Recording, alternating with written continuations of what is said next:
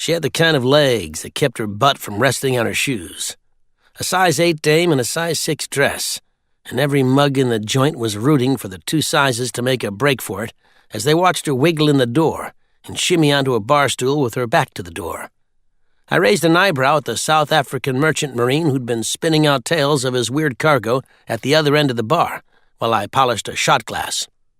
"That there is a tasty bit of trouble," said the sailor. "Yep," I said, snapping my bar towel and draping it over my arm as fancy as you please. "You know what they say, though, Captain? Full speed ahead and damn the torpedoes." So I moved down the bar toward the dame, beaming a smile like a lighthouse full of charm, but trying to keep my limp on the QT to discourage curiosity. "I don't think that's what they were talking about, Sammy boy," said the sailor. "But steam on," which is the kind of cheering a guy will give you when figuring it's no skin off his nose if you get shot down. "What can I get you, Toots?" I said to the dame. She was a blonde, the dirty kind, and her hair was pinned up on her head so it kind of shot up dark, then fountained out yellow every which way in curls at the top, which made her look a little surprised.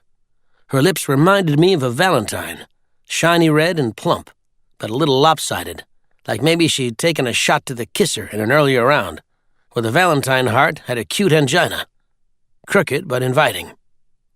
Then the dame fidgeted on the bar stool, as if to get a better fit on her bottom, causing a gasp to go through the room that momentarily cleared the smoke, as if a truck-sized dragon had sucked it out through the back door. It's not that a lone dame never came into Sal's. It's just that one never came in this early, while it was still light out, and the haze of hooch hadn't settled on everyone to smooth over a doll's rougher edges, light being the natural enemy of the bar broad. "The name's not Toots," said the blonde, "and give me something cheap that goes down easy." Then there commenced a lot of coughing as all the guys in the joint were suddenly paying attention to draining drinks, lighting cigarettes, adjusting the angles of their hats and whatnot, as if the dame's remark had not just floated like a welcome sign over a roomful of hustlers, gamblers, day drunks, stevedores, sailors, ne'er-do-wells, and neighborhood wise guys, each and every one a hound at heart. So I looked over the shotgun bar, trying to catch every eye as I was reaching down, as if I was going for my walking stick, which is my version of the indoor baseball bat most bartenders keep. And even though my cane was 10 feet out of reach, they got the message. I'm not a big guy, and I'm known to have a slow boil, but I have quick hands and I put in an hour on a heavy bag every day, a habit I picked up due to my inability to know when to keep my trap shut, so it is known that I can handle myself. Most of those mugs had seen more than one guy poured into the gutter out front, after thinking my sunny disposition and bum foot made me a pushover, so they kept it polite. Then again, I also controlled the flow of booze. Could have been that. "What do I call you then, miss?" I asked the blonde, locking my baby blues on her cow browns, careful not to ogle her wares, as dames often do not care for that, even when it is evident that they have spent no little time and effort preparing their wares for ogling. "That's Mrs.," she said. "Will the mister be joining you then? Not unless you want to wait while I go home and grab the folded flag they gave me instead of sending him back to me." She didn't look away when she said it, or smile. She didn't look down to hide her grief or pretend she was pushing back a tear. Just looked at me dead on. A tough cookie.